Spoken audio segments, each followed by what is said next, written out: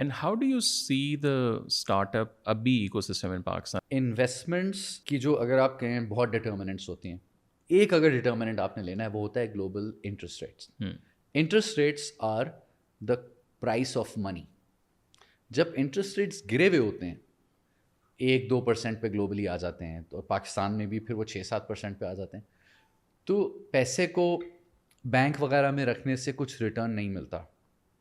اور جب interest rates کم ہوتے ہیں تو بیسکلی آپ بورو کر سکتے ہیں کم ریٹ پر, تو پیسے کی روانی سسٹم میں بڑھ جاتی ہے, اینڈ سو لوگوں کی رسک ایپیٹائٹ بھی بڑھ جاتی ہے.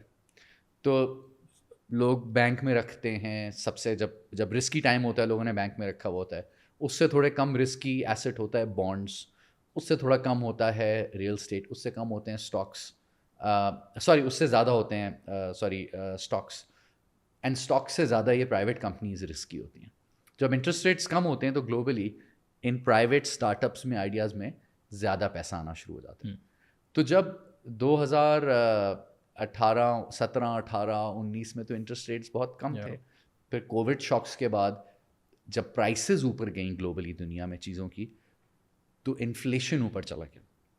انفلیشن کو کنٹرول کرنے کے لیے state banks all around the world started to increase interest rates.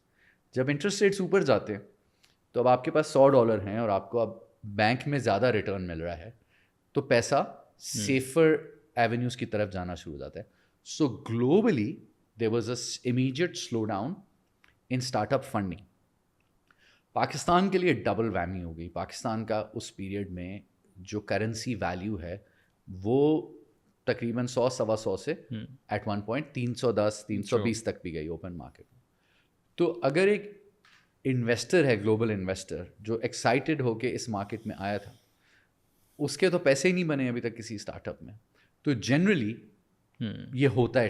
تو اب اس وقت وہ جو ایک فلوئڈٹی آف کیپٹل ہے مارکیٹ میں وہ رک گئی ہے, اب وہ آہستہ آہستہ دوبارہ بلڈ ہوگی.